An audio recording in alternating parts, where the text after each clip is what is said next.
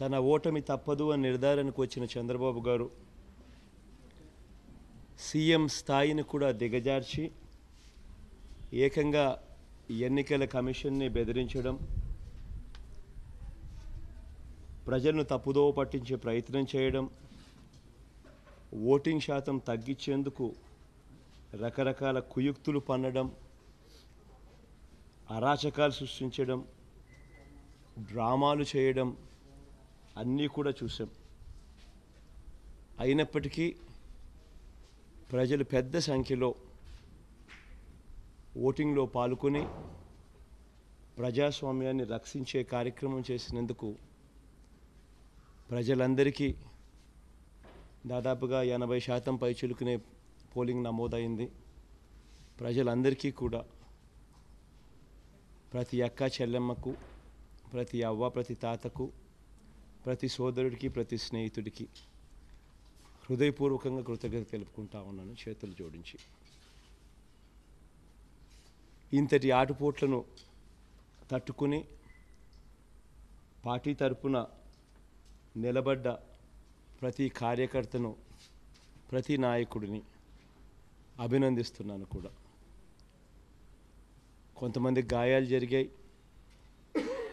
కొంతమందికి అయితే 2 ప్రాణాలు కూడా పోయాయి. వైఎస్ఆర్ కాంగ్రెస్ పార్టీకి సంబంధించిన వ్యక్తులు, సంబంధించిన సింపథైజర్స్వి, వాళ్ళ కుటుంబాలకు ప్రగాఢ సానుభూతి కూడా తెలుపుతా ఉన్నాను.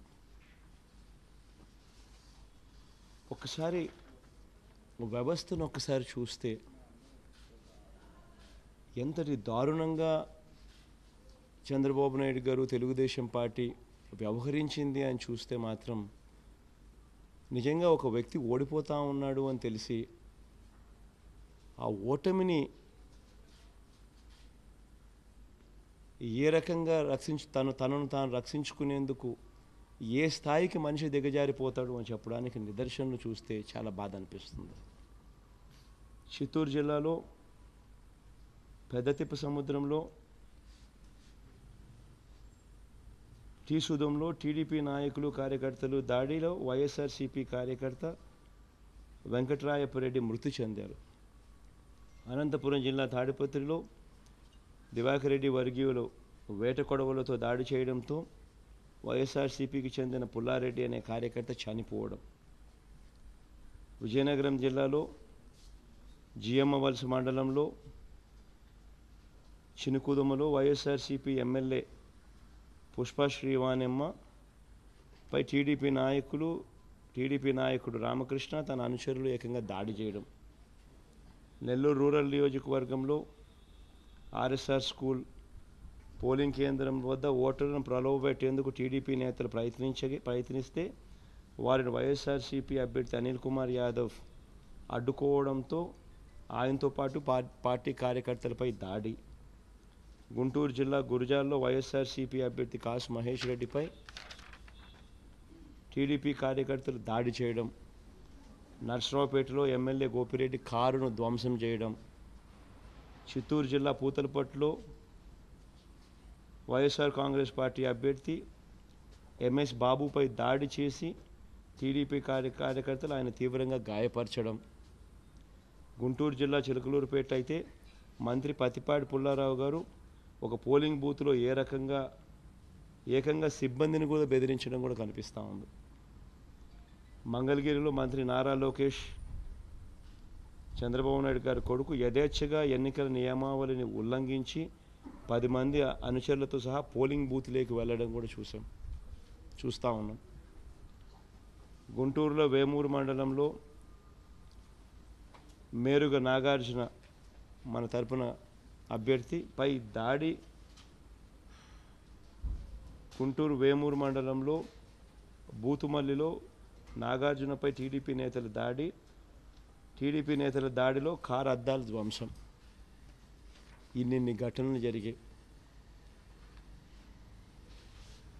ఎన్నికలు జరగకుండా చూసేందుకు, ఎన్నికల్లో ఓటింగ్ శాతం తగ్గించేందుకు ఎటువంటి అన్యాయమైన కుట్రలు చంద్రబాబు నాయుడు గారు పన్నుతా ఉన్నారనే దానికి నిజంగా ముఖ్యమంత్రిగా తాను చేసిన పనికి తాను సిగ్గుతో తలంచుకోవాలి ఇటువంటి పనులు చేసిన దానికి.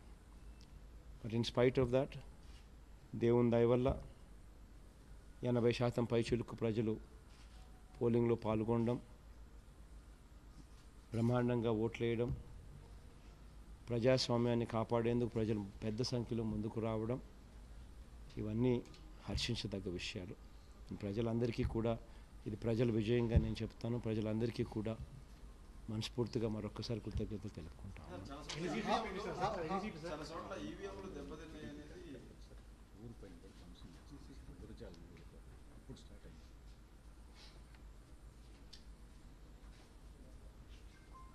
గురజాల కాన్స్టిట్యున్సీలో ఇప్పుడే జంగమహేశ్వరంపుర గ్రామంలో 600 మంది టీడీపీ కార్యకర్తలు దాడి.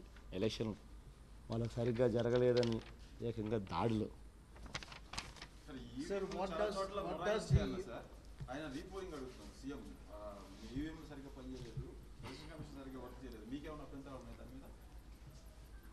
ఒక్కటి నాకు చెప్పండి అన్న, నాకు అర్థం కాల. 80% మంది పొద్దున్న నుంచి పోలింగ్లో పాల్గొన్నారు. 80% మంది ప్రజలు, 80% మంది ఓటర్లు అంటే దాదాపుగా 3,93,00,000 మంది ఓటర్లలో 80% మంది పోలింగ్లో పాల్గొని వాళ్ళు ప్రతిసారి ఈవీఎం మిషన్ నొక్కితే వాళ్ళు ఏ పార్టీకి ఓటేసింది వీప్యాట్లో కనిపిస్తూ ఉంది. అంటే నొక్కితే ఫ్యాన్ గుర్తుకు నొక్కితే ఫ్యాన్ గుర్తుకు ఓటేసినట్టు కనిపిస్తూ ఉంది. నాకు కూడా కనిపించింది. నాలాగే 80% మంది ప్రజలు ఓటేస్తే వాళ్ళు ఏ పార్టీకన్నా ఓటేని ఓటేసిన తర్వాత వాళ్ళకి ఏ పార్టీకి ఓటేసింది వాళ్ళకి కనిపించింది. కనిపించిన తర్వాత వాళ్ళు సాటిస్ఫై అయినారు. సాటిస్ఫై అయిన తర్వాత 80% ఓటింగ్ నమోదైంది. High percentage of voting. ఇప్పటికే 80%. బై ద టైం కంప్లీట్ అయ్యేసరికి probably it might go up to even 85%. అంటే 85% మంది ఓటింగ్లో ఓటింగ్ చేయడము, అంత పెద్ద సంఖ్యలో వీప్యాట్తో వాళ్ళు వేసిన ఓటును చూసుకోవడము, అన్నీ ఇంత బాగా జరిగినప్పుడు how can anybody even comment anything negative except for the fact that వాళ్ళు ఓడిపోతున్నారు కాబట్టి బుడద జల్లాలా అనే కారణాలు వెతుక్కోవడం తప్పనిచ్చి. Jagan, I'm Sushil Rao from the Times of India. I'd like to ask you, how do you interpret the large turnout and percentage of votes? Large turnout is definitely a positive sign for us. In fact, Chandrababu Naidu's whole intent was to ensure that the polling turnout is reduced. His whole intent was that. In fact, every statement whatsoever he has given was leading towards that. But fortunately, people have understood his play and they have not fallen into his trap, and people have protected democracy themselves.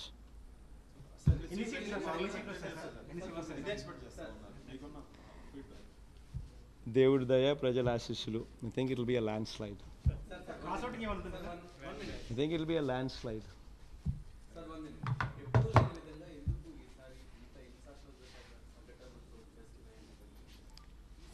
సమస్య ఏంటంటే ఎప్పుడు చంద్రబాబు నాయుడు అనే ఒక రాక్షసుడు ముఖ్యమంత్రిగా ఉన్నాడు కాబట్టి సమస్యలు వస్తూ ఉన్నాయి. There is no other answer for that.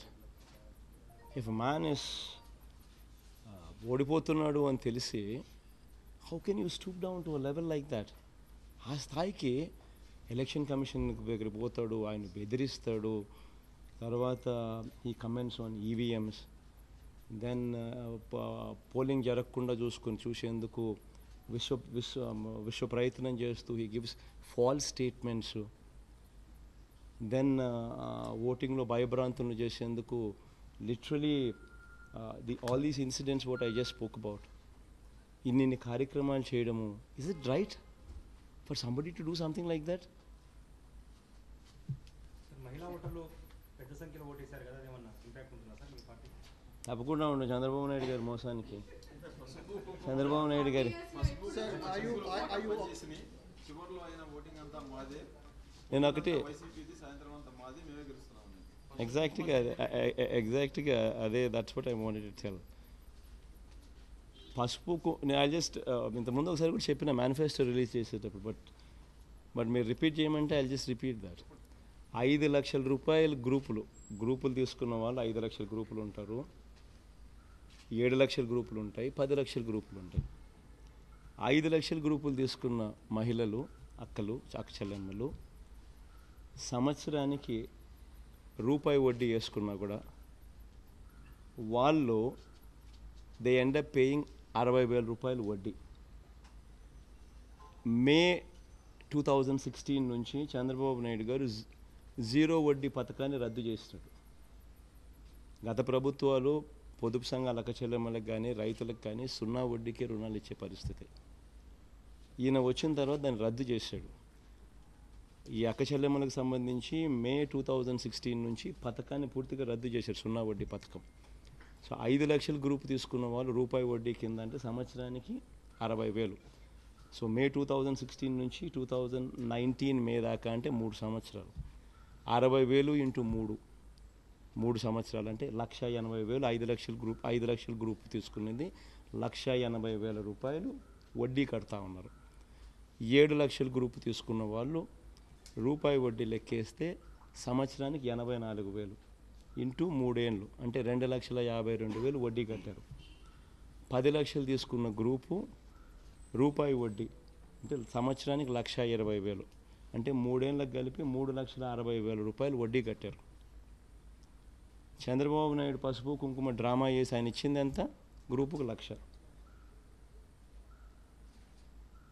5 లక్షలు తీసుకున్న వాళ్ళకి కూడా వడ్డీ 1,80,000 3 ఏళ్ళకి కలిపి. 7 లక్షలు తీసుకున్న వాళ్ళకు వడ్డీ 2,52,000. 10 లక్షలు తీసుకున్న వాళ్ళకు వడ్డీనే 3 ఏళ్ళకి కలిపి 3,60,000. ఈయన ఇచ్చింది 1,00,000. 0 వడ్డీ పథకం గతంలో ఇచ్చేది రద్దు చేసినాడు. సో 0 వడ్డీ పథకానికి ఆయన కంటిన్యూ చేస్తున్నా కూడా ఆ అక్క చెల్లెమ్మలకు they would have gotten more, వాళ్ళకి ఇంకా ఎక్కువ వచ్చి ఉండేది. సో అక్క చెల్లెమ్మలు జరిగిన మోసం గురించి వాళ్లకు తెలుసు. రైతుల పరిస్థితి, రైతులకు కూడా ఇదే రకంగా 0 వడ్డీ ఎగరగొట్టిన పరిస్థితులు. 87,612 కోట్ల రూపాయలు చంద్రబాబు నాయుడు గారు ముఖ్యమంత్రి అయ్యే నాటికి వ్యవసాయ రుణాలు పర్ యానం సంవత్సరానికి రైతులు వడ్డీ రూపేనే కట్టేది 7-8 కోట్లు ఆన్ 87,612 కోట్లు on 87,612 crores. Just the interest component alone is 7,000-8,000 crores per annum. 5 years లో 35,000, 7,000 into 5 years వేసుకున్నా, 8,000 into 5 years వేసుకున్నా 35,000 to 40,000 crores. Farmers ended up paying as interest. ఈయన 0 వడ్డీ పథకం రద్దు చేసినాడు కాబట్టి, గతంలో 0 వడ్డీకే రుణాలు ఇచ్చే పరిస్థితి ఉండేది కాబట్టి. So farmers have seen through it, మహిళలు అక్క చెల్లెమ్మలు have seen through it and they have realized ఏ రకంగా చంద్రబాబు నాయుడు గారు మోసం చేశారని. And I think it will be a landslide. I think అందరూ తెలుసుకున్నారు. దిస్ నో పాయింట్ మీ మళ్ళా ఎక్కువ చెప్పడం కూడా. Chandrababu Naidu in his speeches has also referred to your association with KCR and has made some comments. Would you like to react about that? ఎన్నిసార్లు చెప్పాలి? I think my finishing speech in Tirupati was very conclusively spoken on that. Sir మీ వైపు ఇంత positive wave రావడానికి కారణం ఏమనుకుంటున్నారు sir? Return gift రెడీగా ఉందా? రిటర్న్ గిఫ్ట్ ఏందమ్మా నాకు అర్థం కాదు. బాబుకి కేసీఆర్ మధ్య రిటర్న్ గిఫ్ట్ బాబుకు కేసీఆర్ గారికి మధ్య ఉంటే వాళ్ళిద్దరి మధ్య వాళ్ళని అడగాలి కానీ నన్ను అడుగుతారు. But as far as Andhra Pradesh state is concerned, definitely people will teach him a lesson. This is for sure. It's going to be a landslide. Are you already thinking about your date of swearing in? We'll see. God is there. We'll see how it goes. states as well now? Emma? Will you be campaigning in other states? No, I think I'll chill. I'll take a holiday, I think.